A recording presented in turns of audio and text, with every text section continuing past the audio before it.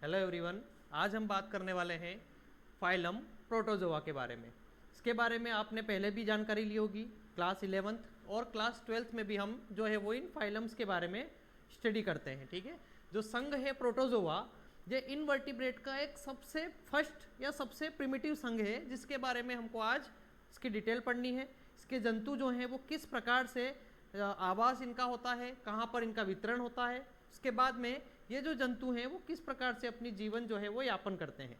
तो प्रोटोजोआ जो है वो सबसे प्रथम संघ है इनवर्टिब्रेट और वर्टिब्रेट्स में, लेकिन ये जो फाइलम है ये आता है इनवर्टिब्रेट्स के अंदर। इनवर्टिब्रेट्स प्रोटोजोआ जो है वो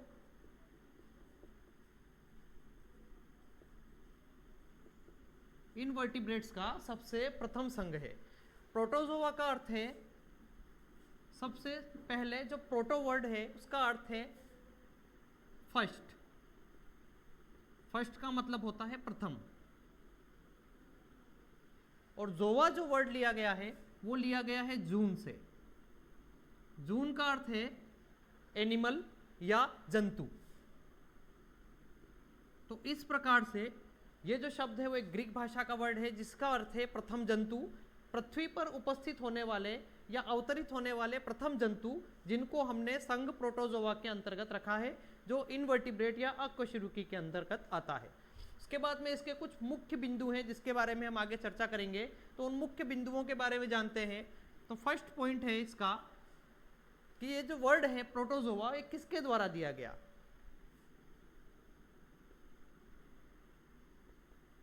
word protozoa given by Goldfuss. Goldfuss नाम के एक साइंटिस्ट हैं जिन्होंने प्रोटोजोआ शब्द जो है वो दिया था, और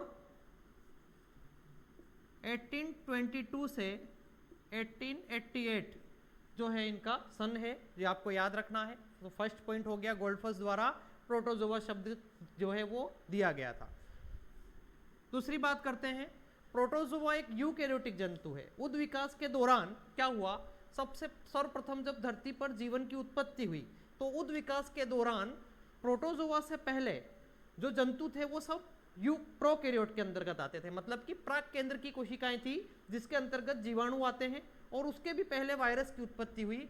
धीरे धीरे उद विकास जैसे जैसे होता गया तो प्रोटोजोआ जो है उन जंतुओं का निर्माण हुआ।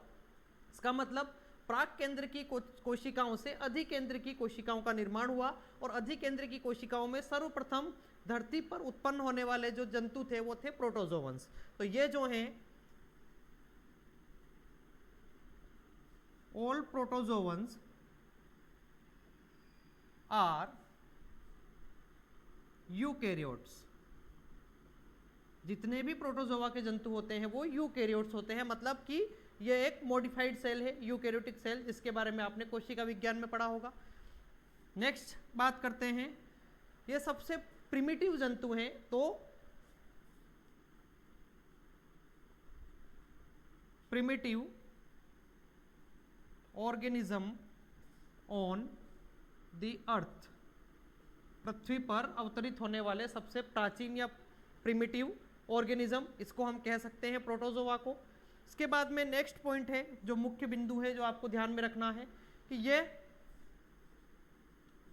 यूनिसेल्यूलर, यूनिसेल्यूलर का मतलब होता है हिंदी में एक कोशिकीय। या तो ये यूनिसेल्यूलर हो सकते हैं और एसेल्यूलर। एसेल्यूलर का मतलब है अकोशिक, अकोशिक। इसके बारे में आपको समझना होगा कि यूनिसेल्यूलर और एसेल्यूलर में क्या डिफरेंस है। तो आपने सेल थ्योरी पढ़ी होगी, कोशिका सिद्धांत के बारे में आपने पढ़ा होगा कोशिका विज्ञान में। तो यूनिसेल्यूलर का मतलब होता है एक कोशिकीय जंतु जो एक ही कोशिका द्वारा अपना पूरा जीवन यापन करते हैं, और समस्त क्रियाएं जो होती हैं उनकी संपूर्ण होती हैं एक ही कोशिका द्वारा। लेकिन अकोशिक का मतलब है कि कोशिकीय संगठन जो है इनका, या जो जीव द्रव्य संगठन है वो इनका पूर्ण नहीं होता है। तो कोशिका सिद्धांत किसके द्वारा दिया गया था, श्लीडन और स्वान द्वारा। उसके जितने भी बिंदु थे, अगर ये कोशिका उनके अनुसार कार्य करती है तो वो प्रोटोजोआ जो होगा वो कैसा होगा, यूनिसेल्यूलर के अंतर्गत आएगा। और अगर श्लीडन और स्वान के जो समर्थक नहीं थे, जिन्होंने उनका समर्थन नहीं किया, वो प्रोटोजोआ को एसेल्युलर या अकोशिक के अंतर्गत रखते हैं। नेक्स्ट बात करते हैं कि अगर ये एक कोशिकीय जंतु है प्रोटोजोआ, तो प्रोटोजोआ जो है वो नग्न आंखों से या नेक्ड आई से हमको नहीं दिख सकते। इसका मतलब इनको देखने के लिए हमको माइक्रोस्कोप या सूक्ष्मदर्शी की आवश्यकता होती है। तो नेक्स्ट पॉइंट है, ऑल प्रोटोजोवंस आर माइक्रोस्कोपिक, मतलब सभी प्रोटोजोआ के जो जंतु हैं वो कैसे होंगे, माइक्रोस्कोपिक होंगे। इसका मतलब सूक्ष्मदर्शी जंतु हैं जिनको सूक्ष्मदर्शी द्वारा देखा जा सकता है। ठीक है, तो ये कुछ पॉइंट्स हैं, मुख्य पॉइंट हैं, ये आपको याद रखने हैं। इसके बाद में और कुछ पॉइंट्स हैं जिनके बारे में हम चर्चा करेंगे, इनको आप वीडियो पॉज करके लिख लीजिए। उसके बाद में नेक्स्ट हम पॉइंट्स की बात करते हैं।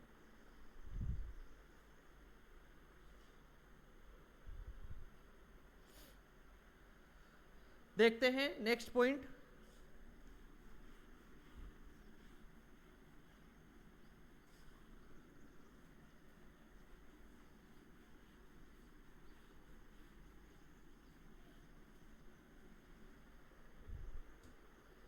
तो प्रोटोजोआ की अभी तक जो हमने बात की इंट्रोडक्शन के अंदर, जो इसका परिचय था प्रोटोजोआ का, उसमें हमने कुछ मुख्य बिंदुओं की बात की। अब नेक्स्ट बात करते हैं कि प्रोटोजोआ अगर संघ है तो उसको विभिन्न प्रकार के वर्गों में विभाजित किया है, और विभाजित करने का एक एम होता है कि विभाजित इसलिए किया जाता है ताकि हम जंतुओं को आसानी से उनके कैरेक्टर्स को पहचान सकें। तो प्रोटोजोआ के मुख्य कैरेक्टर अभी मैंने आपको बताया, इनका वितरण। ठीक है, ये जो हो सकते हैं, नेक्स्ट पॉइंट बात कर लेते हैं हम, या तो टेरिस्ट्रियल हो सकते हैं, इसका मतलब स्थल के ऊपर रह सकते हैं, स्थलीय जंतु हो सकते हैं, और एक्वेटिक हो सकते हैं। एक्वेटिक का मतलब है जलीय भी ये जंतु हो सकते हैं, जल में भी पाए जा सकते हैं। एक्वेटिक में दो प्रकार का नेचर होता है, एक्वेटिक में भी दो प्रकार का जल जो है वो पाया जाता है। एक होता है स्वच्छ जलीय, जिनको हम फ्रेश वाटर एनिमल कहते हैं। तो एक जो होंगे वो फ्रेश वाटर में मिलने वाले जंतु भी होंगे जो प्रोटोजोआ के अंतर्गत आएंगे, और दूसरे मेराइन वाटर में भी पाए जा सकते हैं। तो ये दोनों तरह के जल में उपस्थित हो सकते हैं और स्थल के ऊपर भी पाए जा सकते हैं। दूसरा, जीवन की समस्त क्रियाएं जो हैं वो एक ही कोशिकाओं द्वारा पूर्ण होती है। तो इनका जो कोशिकीय संगठन होता है, ऑर्गेनाइजेशन जिसको कहा जाता है, ऑर्गेनाइजेशन का अर्थ होता है संगठन। तो इनका जो संगठन है वो होता है सेल्यूलर ग्रेड का, सॉरी साइटोप्लाज्मिक या प्रोटोप्लाज्मिक ग्रेड का। प्रोटोप्लाज्मिक ग्रेड का इनका कोशिकीय संगठन होता है। संगठन से मतलब है निर्माण, किन किन जो ऑर्गेनल्स हैं या किन किन मॉलिक्यूल से, कण से मिलकर के इस जंतु का निर्माण हुआ है, उसको कहते हैं हम संगठन या ऑर्गेनाइजेशन। तो जैसे हम बात करते हैं एक मकान की या एक कमरे की, तो एक कमरा किससे मिलकर बना है, ईंटों से मिलकर बना है। तो हम कह सकते हैं कि ईंटों द्वारा ये निर्मित है। लेकिन ये जो जीव है वो केवल एक कोशिका द्वारा निर्मित है। अगर ये एक कोशिका द्वारा निर्मित है तो हम ये तो नहीं बोल सकते कि ये जो है वो एक कोशिका द्वारा, एक कोशिकीय जीव है तो कोशिका द्वारा निर्मित है, ऐसा तो नहीं कहा जा सकता। जैसे कि मान लीजिए एक ईंट है और ईंटों द्वारा एक कमरा बना हुआ है, तो वो जो कमरा बना हुआ है ईंट से, तो हम ऐसा तो नहीं बोलेंगे कमरा कमरे से बना हुआ है, या ईंट जो है वो ईंट से बनी हुई है। ईंट मिट्टी की बनी हुई है, कमरा ईंटों से बना हुआ है। उसी प्रकार से अगर बात करें प्रोटोजोआ की, तो प्रोटोजोआ में प्रोटोप्लाज्मिक ग्रेड का जो है वो ऑर्गेनाइजेशन पाया जाएगा। और ये जो ऑर्गेनाइजेशन है, प्रोटोप्लाज्म का मतलब होता है साइटोप्लाज्म। साइटोप्लाज्म, साइटोप्लाज्म के अंदर विभिन्न प्रकार के सेल ऑर्गेनल्स होते हैं जिससे मिलकर के ये एक कोशिका का निर्माण होता है। बात करते हैं आगे नेक्स्ट पॉइंट की, तो इसके वर्गीकरण की बात करेंगे जो इसका मुख्य बिंदु है, और आज हम प्रोटोजोआ का वर्गीकरण भी साथ साथ में पढ़ेंगे। नेक्स्ट पॉइंट है क्लासिफिकेशन, क्लासिफिकेशन या वर्गीकरण। तो प्रोटोजोआ का वर्गीकरण जो है वो गमनांगों पर आधारित है। गमनांगों का मतलब है इसके चलन अंगों पर आधारित है, जिसको हम बोलते हैं लोकोमोटरी ऑर्गन्स। तो based on classification is based on locomotory organs. Locomotory organs मतलब चलन अंगों पर, जैसे कि सीलियां हैं, फ्लेजेला हैं, कूटपाद हैं, उनके ऊपर जो है इसका क्लासिफिकेशन या वर्गीकरण को आधारित किया गया है। क्लासिफिकेशन ये जो पॉइंट्स है मुख्य हैं, उसके बाद में हम बात करेंगे क्लासिफिकेशन किसके द्वारा दिया गया और क्लासिफिकेशन को किस तरीके से कितनी क्लासों के अंदर डिवाइड किया गया है। नेक्स्ट पॉइंट पहले आप लिख लीजिए, उसके बाद में हम बात करते हैं नेक्स्ट पॉइंट की।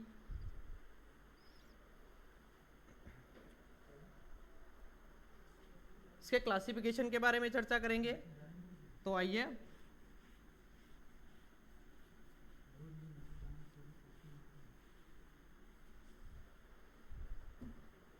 वर्गीकरण आधारित है इसके चलन अंगों पर, ठीक है। तो बात करते हैं क्लासिफिकेशन या वर्गीकरण, प्रोटोजोआ का वर्गीकरण। ये जो वर्गीकरण है ये LH हाइमन नाम के साइंटिस्ट द्वारा दिया गया था। प्रोटोजोआ का वर्गीकरण LH हाइमन नाम के वैज्ञानिक द्वारा दिया गया था 1940 में, 1940 में यह वर्गीकरण दिया गया है। और ये जो क्लासिफिकेशन आधारित है वो है गमनांगों के आधार पर, on the basis of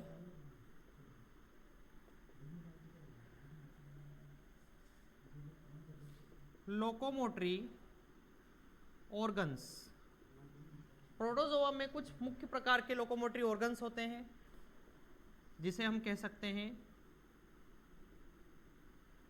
pseudo locomotory organs, जैसे कि अमीबा के अंदर पाए जाते हैं। दूसरी बात करते हैं सीलिया की, जिनको हम पक्षमाप कहते हैं, और फ्लैजेला। इस प्रकार के कुछ गमनांग इसके अंदर उपस्थित होते हैं। सीलिया जो है वो पैरामीशियम में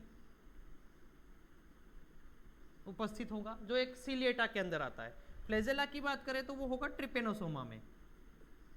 ट्रिपेनोसोमा नाम का एक प्रोटोजोवन है जिसके अंतर्गत जो है वो फ्लैजेला, उसके अंदर लोकोमोटरी ऑर्गन्स पाए जाते हैं। और आगे बात करें स्यूडो लोकोमोटरी ऑर्गन्स, तो ये जो है वो अमीबा नाम का एक जीव होता है जिसमें इस प्रकार के ऑर्गन्स उपस्थित होते हैं। अब बात करते हैं इसके क्लासिफिकेशन की। तो अलग अलग वर्गों में, दो वर्गों के अंदर मुख्यतः प्रोटोजोआ को बांटा गया है। और प्रोटोजोआ की जो दो मुख्य क्लासें हैं इनके अंदर विभिन्न जो है वो ऑर्डर हम पढ़ेंगे, गण के बारे में हम पढ़ेंगे। तो इस प्रकार के कुछ इसके लोकोमोटरी ऑर्गन्स हैं, इनके बेस पर हम आगे इसका क्लासिफिकेशन पढ़ेंगे। इसके बाद में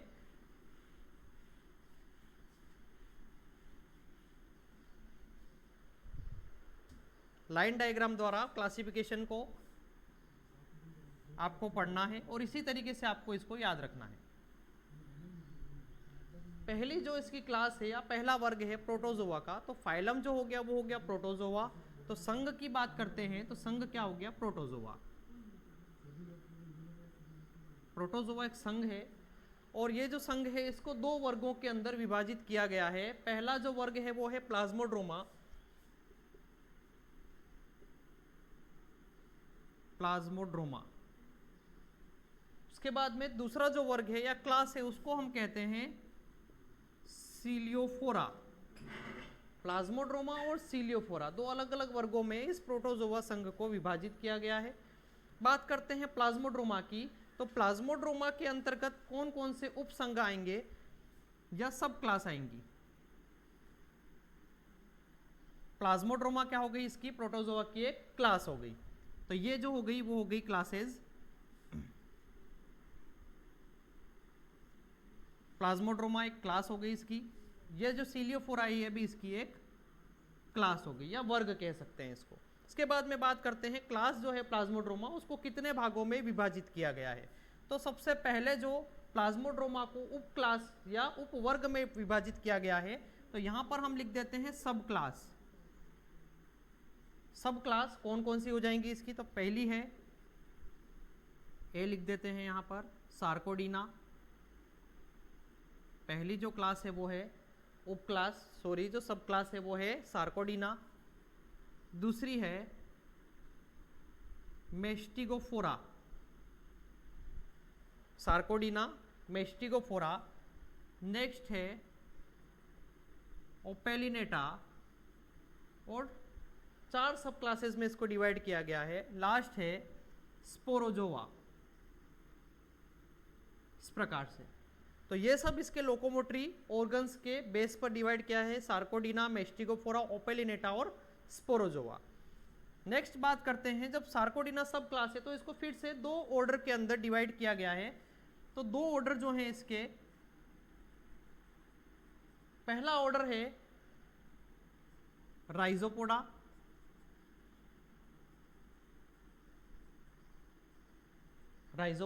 और दूसरा है एक्टिनोपोडा। इस तरीके से दो ऑर्डर में इसको विभाजित कर दिया गया है। फिर बात करते हैं मेस्टिकोफोरा की, तो मेस्टिकोफोरा को भी दो ऑर्डर में या दो गण में डिवाइड किया गया है। पहला है जू मेस्टिकोफोरा,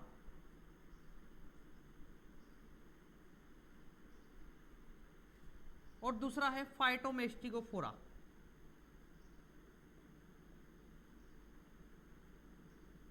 जूमेस्टिकोफोरा और फाइटोमेस्टिकोफोरा, फाइटो का मतलब है प्लांट से, इसके अंदर जो एग्जाम्पल होगा उससे आप समझ जाओगे किस प्रकार से ये जो जंतु है, जीव है, वो प्लांट की तरह बिहेव करता है। दूसरा है जूमेस्टिकोफोरा। नेक्स्ट बात करें ओपेलिनेटा, इसको किसी भी वर्ग में आगे गण में डिवाइड नहीं किया गया है।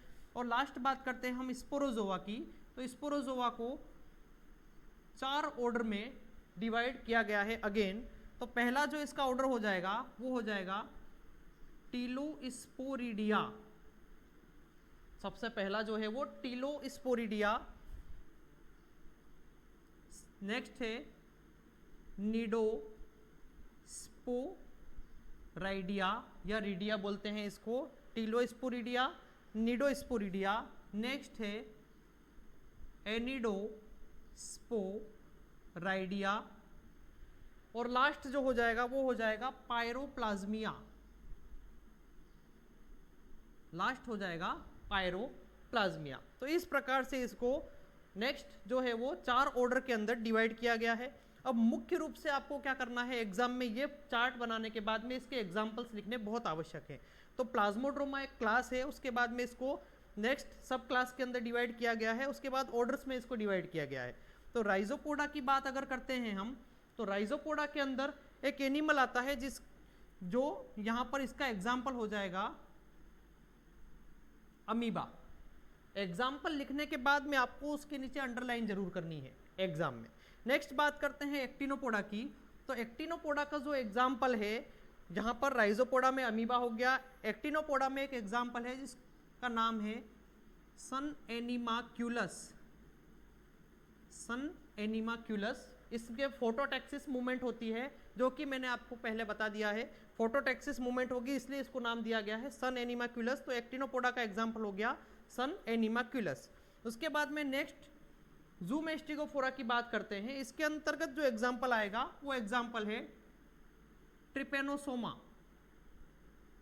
इसके बारे में हम आगे चर्चा करेंगे। ट्रिपेनोसोमा नाम का जो जंतु है वो जूमेस्टिकोफोरा के अंतर्गत रखा गया है। और फाइटोमेस्टिकोफोरा के अंतर्गत युग्लिना नाम का जंतु जो है वो आएगा, एग्जाम्पल है इसका। युग्लिना जो है एक योजक कड़ी है, कनेक्टिव लिंक है पादप और जंतुओं के बीच की, इसलिए इसको फाइटोमेस्टिकोफोरा के अंतर्गत रखा गया है। नेक्स्ट बात करते हैं ओपेलिनेटा की, तो ओपेलिनेटा जो है वो सब क्लास है प्लाज्मोड्रोमा की। इसका जो एग्जाम्पल हो जाएगा वो एग्जाम्पल हो जाएगा ओपेलाइना। इसमें आपको ज़्यादा याद रखने की जरूरत नहीं है, ओपेलिनेटा से याद रख लेना ओपेलाइना। तो यहाँ पर ये जो एग्जाम्पल है ये हो चुके हैं, अंडरलाइन करनी आपको बहुत आवश्यक है। नेक्स्ट बात करते हैं स्पोरोजोआ की, तो स्पोरोजोआ को 4 नेक्स्ट जो है वो ऑर्डर्स में डिवाइड किया गया है। तो यहाँ पर इसके एग्जाम्पल्स भी आपको याद रखने हैं। टीलोस्पोरिडिया जो है इसका एग्जाम्पल है, टीलोस्पोरिडिया के अंतर्गत हम पढ़ेंगे नोसीमा बेम्बेसिस। ठीक है, जो नेक्स्ट जो इसका एग्जाम्पल हो जाएगा वो हो जाएगा नोसीमा बेम्बेसिस। इसके बाद में बात करते हैं, सॉरी इसका कोई एग्जाम्पल नहीं है। नेक्स्ट निडोस्पोरिडिया के अंदर बात करते हैं नोसीमा बेम्बेसिस, नोसीमा बोम्बेसिस की। ठीक है, इसके बाद में एनिडोस्पोरिडिया की बात करेंगे, तो इसके अंतर्गत एक एग्जाम्पल आएगा जिसको कहते हैं सार्कोसिस्टिस। सार्कोसिस्टिस प्रोटोजोवन है जो एनिडोस्पोरिडिया के अंतर्गत आता है। तो यहाँ पर भी अंडरलाइन करनी है आपको नोसीमा बोम्बेसिस, सार्कोसिस्टिस, और लास्ट में जो पायरोप्लाज्मिया है, पायरोप्लाज्मिया का जो एग्जाम्पल है उसके बारे में हम पढ़ेंगे। तो इसका जो एग्जाम्पल हो जाएगा वो हो जाएगा बबेशिया। इसका एग्जाम्पल जो हो जाएगा वो हो जाएगा बबेशिया। तो बबेशिया जो है वो है प्रोटोजोआ का ही एक एग्जाम्पल। तो ये जो हो गए स्पोरोजोआ के 4 एग्जाम्पल, 4 सब क्लासेस के एग्जाम्पल हो गए, नोसीमा बोम्बेसिस, सार्कोसिस्टिस और बबेशिया। नेक्स्ट बात करते हैं हम सीलियोफोरा की। तो सीलियोफोरा जो है क्लास है या इसको सब फाइलम कह सकते हैं हम, ये एक सब फाइलम है, सब फाइलम। सीलियोफोरा की जो एक क्लास है जिसको हमने नाम दिया है सीलिएटा। सीलिएटा जो है वो इसकी एक क्लास है, और सीलिएटा नाम इसलिए दिया गया है क्योंकि इसके सभी जंतुओं पर जितने भी एग्जाम्पल होंगे उस पर सीलिया जो होंगे वो उपस्थित होंगे। तो बात करते हैं सीलिएटा की। सीलिएटा के अंतर्गत जो नेक्स्ट हम इसको डिवाइड करेंगे उसके बारे में बात करेंगे। तो सबसे पहला जो इसके अंतर्गत हमने जो डिवाइड किया है सब क्लास में वो है होलोट्राइका। सबसे फर्स्ट जो सब क्लास हो जाएगी वो हो जाएगी इसकी होलोट्राइका। नेक्स्ट है पेरिट्राइका, उसके बाद में स्पाइरोट्राइका, और लास्ट हो जाएगा इसके अंतर्गत सक्टोरिया। इस प्रकार से 4 सब क्लास से इसके अंतर्गत इस सीलियोफोरा इस क्लास को 4 के अंतर्गत डिवाइड किया गया है। यहां पर जो है वो ये भी जो है वो इसका क्या है, सब फाइलम है, सब फाइलम प्लाज्मोड्रोमा, सब फाइलम सीलियोफोरा। उसके बाद में जो है वो क्लासेस हैं, जो क्लासेस हैं सार्कोडीना, मेस्टिकोफोरा, ओपेलिनेटा और स्पोरोजोआ। और यहाँ पर जो है ये सब जो हमने नेक्स्ट डिवाइड किया है वो किया है सब क्लासेस में, सब क्लासेस के अंतर्गत हमको डिवाइड जो हमने इसको किया है। और आपके सिलेबस में भी अप टू क्लास तक ही क्लासिफिकेशन दिया हुआ है, इसलिए फाइलम, सब फाइलम, क्लास और सब क्लास यहाँ तक आपको पढ़ना है। होलोट्राइका के अंतर्गत अगर हम एग्जाम्पल की बात करते हैं तो होलोट्राइका का एग्जाम्पल हो जाएगा पैरामीशियम। पैरामीशियम होलोट्राइका के अंतर्गत आएगा। उसके बाद में पेरिट्राइका के अंतर्गत एक एग्जाम्पल आता है जिसको बोलते हैं वर्टिसेला। वर्टिसेला नाम का एक जंतु है जो प्रोटोजोआ के अंतर्गत पेरिट्राइका नाम की सब क्लास के अंतर्गत आता है। तो यहाँ पर हम ये सब बात कर रहे हैं सब क्लासेस की, ठीक है। सीलिएटा जो है वो इसकी एक क्लास है, वर्टिसेला। उसके बाद में स्पाइरोट्राइका की अगर बात करते हैं तो स्पाइरोट्राइका के अंतर्गत एक एग्जाम्पल आता है जिसको बोलते हैं निक्टोथीरस। निक्टोथीरस नाम का एक जंतु है जो प्रोटोजोआ के अंतर्गत आएगा। और लास्ट में जो सक्टोरिया है, सक्टोरिया के अंतर्गत एफिलेटा नाम का एक जंतु है जो हम इसके अंतर्गत पढ़ते हैं। तो ये जो इसके 4 एग्जाम्पल हो जाएंगे, यहाँ पर सबके एग्जाम्पल आपने लिख लिए हैं, ठीक है। तो इस प्रकार से इसका एक क्लासिफिकेशन है जो LH हाइमन द्वारा दिया गया था, और इसी प्रकार से आपको एग्जाम में बनाना है। आगे इसमें कोई भी प्रॉब्लम हो तो आप कमेंट्स करिए, नोट्स आपको अवेलेबल हैं जो PSP प्लस की साइट है वहाँ पर। Thank you.